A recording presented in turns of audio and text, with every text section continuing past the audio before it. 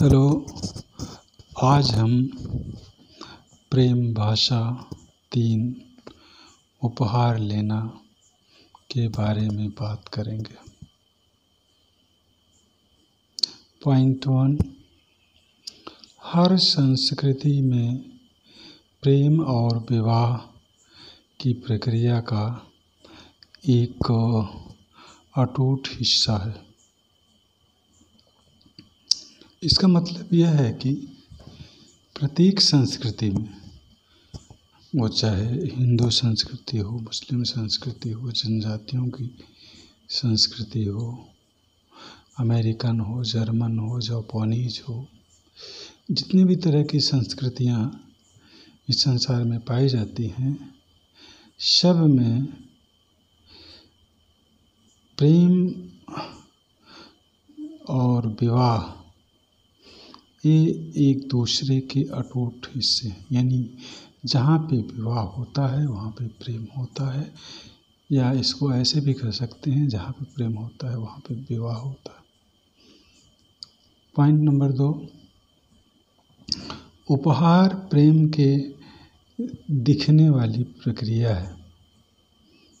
जैसे अगर हम किसी को उपहार देते हैं तो उसमें वो दिखता है कि हम प्रेम को दिखा रहे हैं, यानी हमें उससे प्रेम है, ये दिखता है। पॉइंट नंबर 3, उपहार लेना सीखने में यह सबसे आसान प्रेम भाषा। जैसा कि हम जानते हैं 5 प्रकार की प्रेम भाषाएं होती हैं, जिसमें कि तीसरे नंबर पर की प्रेम भाषा है उपहार लेना। तो ये जो 5 प्रकार की प्रेम भाषाओं में तीसरे प्रकार की प्रेम भाषा है, ये सबसे आसान है। इसको सीखना, उपहार लेना वाली प्रेम भाषा को सीखना अन्य प्रेम भाषाओं से आसान है। पॉइंट नंबर 4, आप अपने लिए उपहार खरीद रहे हैं। इसमें इसका आशय यह है कि जब आप अपने पार्टनर के लिए उपहार खरीदते हैं तो ये आप न समझिए कि आप किसी और के लिए उपहार खरीद रहे हैं। ये समझिए कि आप अपने लिए उपहार खरीद रहे हैं, अपने प्रेम के लिए उपहार खरीद रहे हैं, यानी आप अपने लिए उपहार खरीद रहे हैं। पॉइंट नंबर 5, अपनी पत्नी के प्रेम में निवेश करके आप सबसे बहुमूल्य स्टॉक में निवेश करते हैं।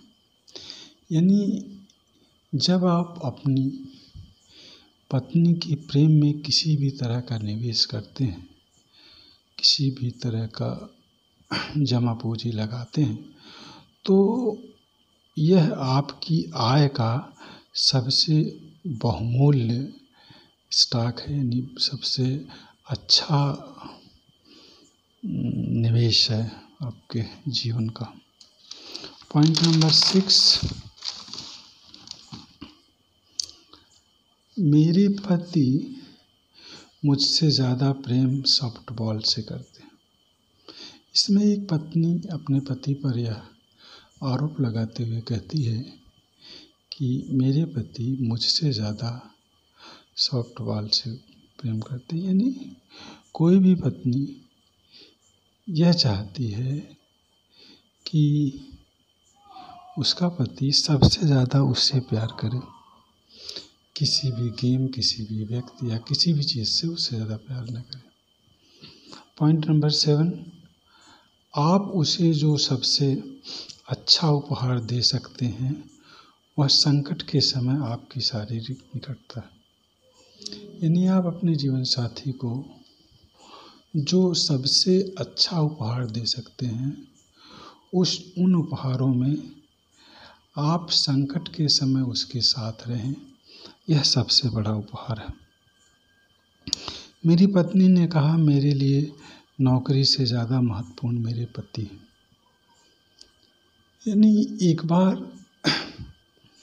पत्नी कहीं जॉब कर रही थी और उसका पति बीमार था, तो वह छुट्टी लेना चाहती थी अपने ऑफिस से, लेकिन उसके ऑफिस वाले केवल उसे 2 घंटे की छुट्टी देना चाहते थे।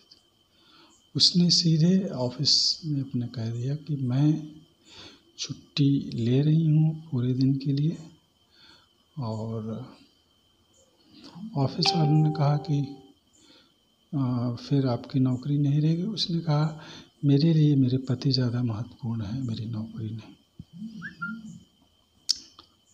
उपहार प्रेम के दिखने वाले प्रतीक हैं जो प्रेम के ईश्वर को सबसे तेज आवाज़ में बोलते हैं। इसका मतलब है कि जो उपहार हम एक दूसरे को देते हैं, अपने साथी पार्टनर को देते हैं, वह एक दिखने वाला प्रतीक है। कुछ चीज़ें ऐसी होती हैं जो दी जाती हैं पर दिखती नहीं, लेकिन कुछ चीज़ें ऐसी होती हैं जो भावनाएं होती हैं जो दिखती नहीं, जो एक दूसरे के प्रति व्यक्त होती हैं, लेकिन कुछ ऐसी चीज़ें होती हैं जो दिखती हैं। तो उपहार एक दिखने वाला जो है प्रेम का प्रतीक है, और यह जो है बड़ी तेज साउंड में, यानी इसका तेज आवाज़ में, यानी अच्छे से ये हमें दिखाता है कि हम उससे प्रेम करते हैं। पत्नी ने कहा, मैं अच्छी तरह बनने की पूरी कोशिश की, मैंने खाना बनाया, कपड़े धोए, प्रेस की, मैंने सारी चीज़ों को हिसाब किताब से रखा, अच्छे से रखा, एक पत्नी को करना चाहिए। मैंने इनके साथ, इन्होंने जब भी अंतरंग होने की बात करी तो इनके साथ अंतरंग भी हुए। यानी इसमें एक पत्नी कहती है कि हमने अपने हिसाब से एक अच्छी पत्नी बनने का पूरा प्रयास किया, जैसे घर का काम करना, खाना बनाना, प्रेस करना, चीज़ों को सही से रखना और पति को खुश रखना, हमने सारा कुछ किया, लेकिन ये हमारे प्रति अच्छे नहीं रहे। तो that's all for today. Next day we meet with next topic number 4, प्रेम की भाषा number 4। That's all for today.